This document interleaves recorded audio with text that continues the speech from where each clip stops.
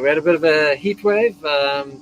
It wasn't really much hotter than it was, but the wind stops, and when the wind stops, you get this heat bubble that forms over Greece. So we had about a week where it was just crazy, crazy, crazy hot, and then the wind came back, and it was bearable again. Oh, What's good. what's it like where you are? I suppose you haven't even paid any attention. You've been head inside cabinets and bolting things together and stuff, right? Yeah, so the approach we've taken with this whole season, as you know, with our chats back and forth, has been to basically do a proof of concept and add to as you go, because that's kind of my style. Is I want to experience it in real time and then adapt accordingly. And so the multi Yeah. plus, I want to start with that if you're okay with that. Oh Oh my yeah, go for it. heavens. Why did that become such a big monster in my mind? That wasn't even that hard. And it wasn't. I mean, yeah, it's a couple of big cables and a couple of small cables, and you're good to go. Yeah. Yeah, and I think it's just I'm very familiar with DC inverters like the one that I've used, where it's just two cables, turn on a Right. switch, and you go. This one was like, Yeah. and everything I was reading, there were some that caught fire, and I was like, oh my goodness, this is not okay to be a hobbyist such as myself and dabble with. I need an electrician. And then it was like, well, we're already underway. I'm not going to do Yeah. that. So just delay, delay, delay. When I finally got in there and did it, now we can use a microwave. Now we can use our washing machine. Like, it's okay. So thank you for all of your support. No problem. Have you got the safety stuff inside? Have you got a circuit breaker that'll trip if you electrocute yourself?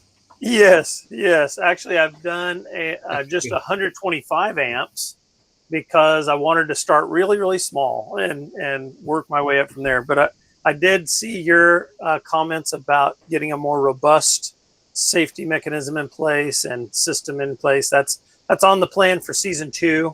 As you know, we're getting ready to haul out and go back to work. Okay. Kansas City calls. We're not quite all in like the McKays. It's kind of a let's see how this works for us first. Yeah. But the main thing is Leslie's happy right now, right? Oh yes, she is so much happier. Oh my goodness. It was hilarious to see her expression change when she knew she could have an oven. I thought, Yeah. I don't even You see, want an oven. before the multi-plus, you were actually just boat camping, and now you're living on a boat. Correct. And I mean, we had our induction stove was working fine, so we were able to cook like breakfasty foods or whatever, and anything that a hot plate could do, we could do. Yeah. But we had running water because the 12 volt, that's easy enough to hook up, and so plumbing is fine. We could boil water, and we even ran our coffee maker, which she's from Seattle, if you recall. And so coffee is a massive commodity there, and it's an entire social structure in Seattle. And so she still has that, impact on her. So she needs coffee, and she had her coffee. So she was okay, but you could tell she was increasingly needing some more of these modern accoutrements that, frankly, I could have done without forever and been fine. Yeah. But are your showers hot at least? No, not yet. I was waiting on the multi-plus to be able to hook up the hot water heater. And so right now it's been more like sponge off or go into the marina, which ultimately we want to not do a lot of marinas. Like the Great Loop is very different than your experience in that it's more protected waterways, it's narrower, it's long. I think it's longer. And so the marinas aren't terribly expensive. You're talking like under $2 per foot. And so it's not it's not prohibitively expensive, but then again, they don't come with like all the beautiful scenario that you guys have in the marinas there. It's more like, okay, yeah, you got a shower, but it's not nice, and you've got a little shopping area, Okay. and you can tie off your boat, kind of a thing. So I'm actually going to find a Okay. different spot because I like being up here. I wanted to showcase our solar Oh, is look at that very, solar. yeah, our solar is very season one.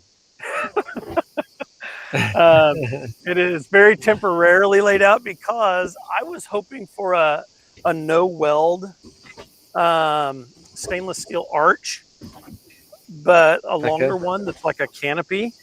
And I found very quickly, while still on the hard down in Beaufort, that is just not going to be realistic. And so then it was Did you look at the okay. stuff called 8020? It's that extruded aluminium that is basically like giant Lego sets that you can bolt things together. Are you thinking like this? No, there's a specific type of material called 8020, and it's slotted, and you slide things in and out of the slots. That was my backup plan if I couldn't find a stainless welder. And I almost ordered it, and then I found a stainless welder. But I'm almost a little bit sad that I didn't go with that because it's such good stuff, such versatile stuff, and you can find so many different sizes and shapes and attachments and all of that.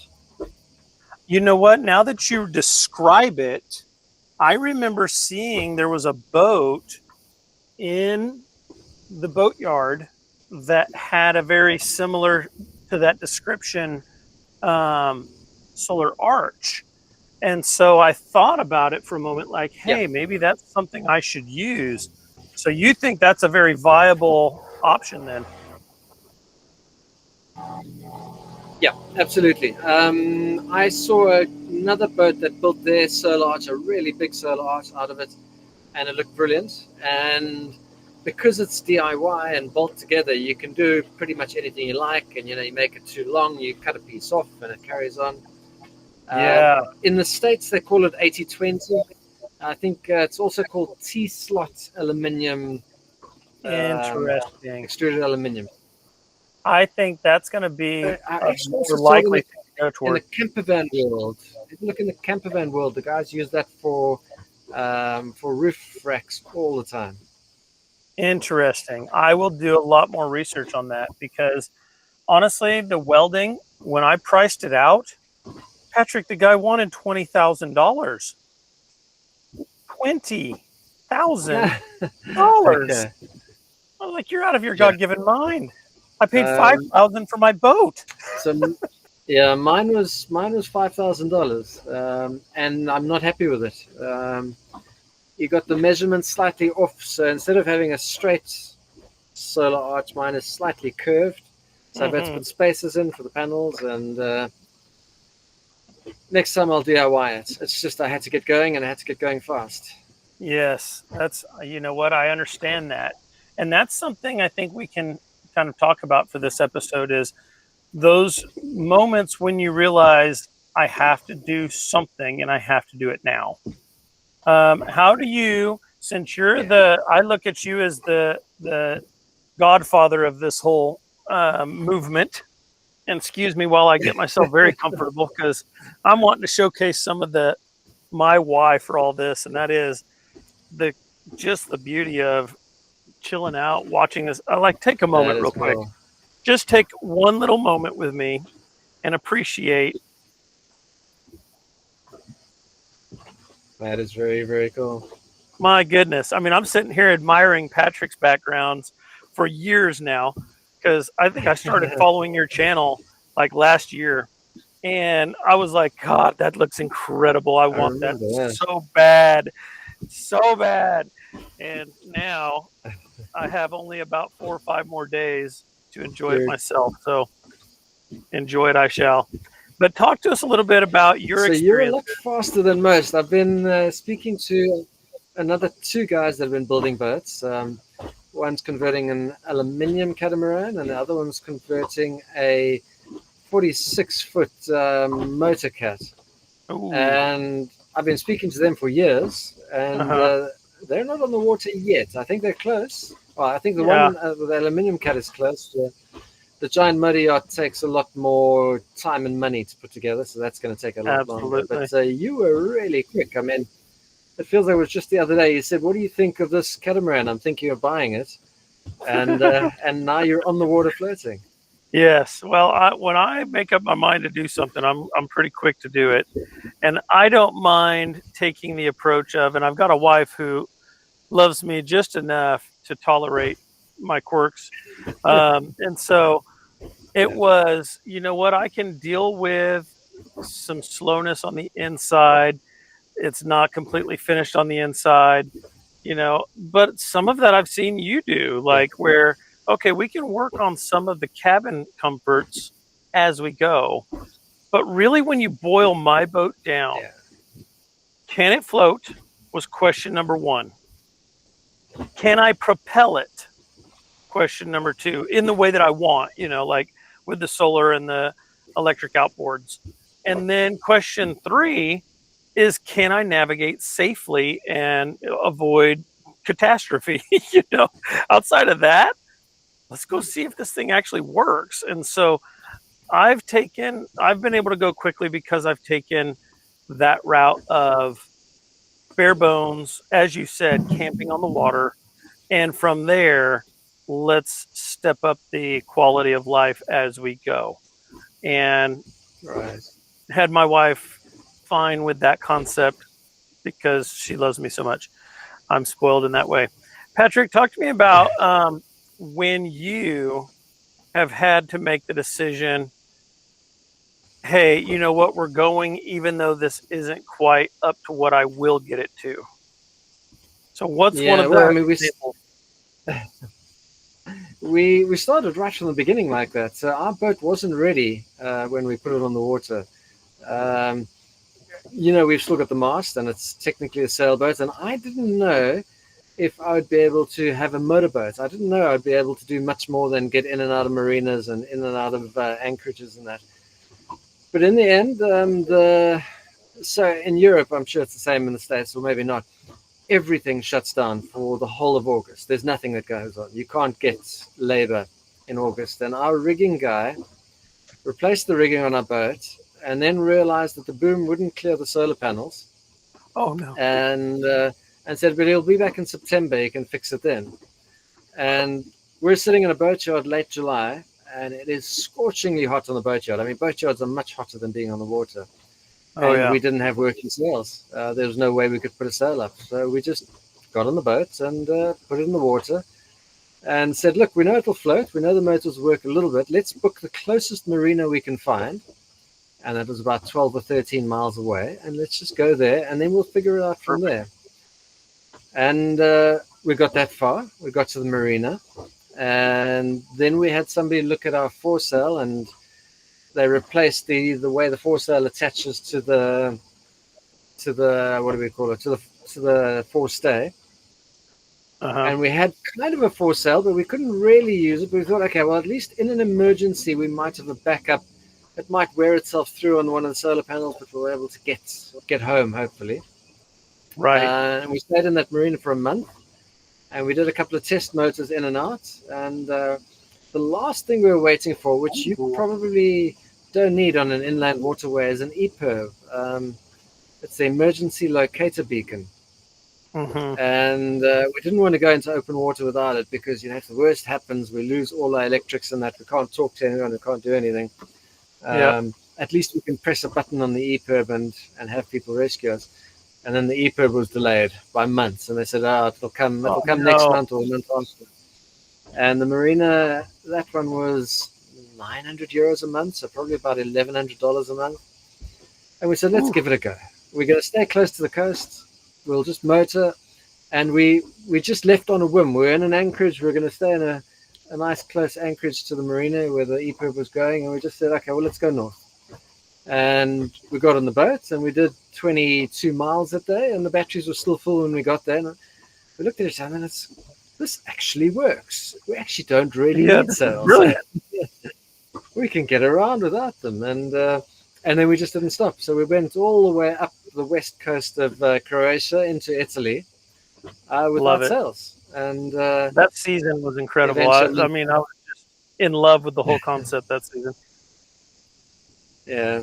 So I mean, it is, you kind of explore and you push the limits a little bit, and when the limit is, you think the limit's here, and it's actually way over there. You're like, okay, well, let's just take it easy and do it day Yeah. by day. Okay, so remind me, what is the longest journey that you have made on solar, not just solar, but like electricity alone, no sails? Yeah.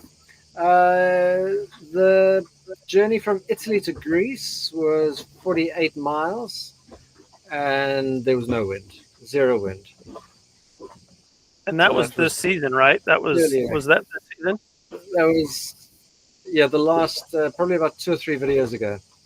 So Yeah. it was last year, That was and in awesome. fact, that was last year October. So that wasn't even June, July, when the sun is way up above you and you've got all this excess energy.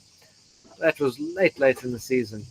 And in And that fact, was also in 48 October, we did miles. the 76 miles from Croatia to Italy, and we put up a sail, but there was, again, virtually no wind. We put up the foresail. Mhm.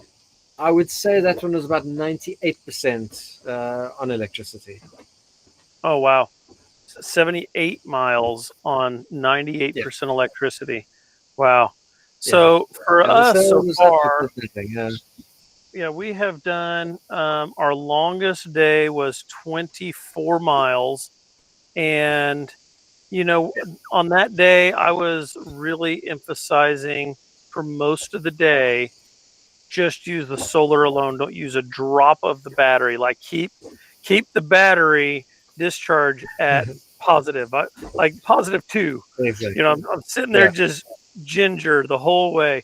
And yeah, in yeah, retrospect, that was really silly because I got into our marina and I was at, good Lord, what was I at? 80% battery. It was like, why am I sitting here on all this yeah, battery? And we only use like 10 to yeah, 15% of the battery overnight. And then it's yeah, fully recharged by like 10 a.m. You're ready to go. yeah. So, I mean, that's kind of how we operate as well. And I thought about it for a while. And the only time that you can really use the battery to give you a bit of extra speed is very early in the morning. Yeah. Because the difference, I mean, you've been testing it for a while now. The difference between 1,000 watts on each motor and 1,500 watts on each motor is very minimal. It's Minimal. it's Very minimal. not going to really get you there an hour or two earlier. Right. In the morning, though, when there's no sun, like if you leave, and I've done a few sunrise departures, and if you leave then and you're going at 200 watts a motor and you're up to 300 watts a motor or 400 watts a motor, that makes a speed difference. But from 11 o'clock onwards, you're not really improving your speed. Thank you for watching this conversation about solar sailing. In upcoming episodes, the crews of Sailing Electra and Soul Seeker continue sharing practical experiences, tips for success, and their inspiration for pursuing what once seemed impossible. Please take a moment to like, comment, and subscribe to both channels and hit the alert button so you don't miss a thing.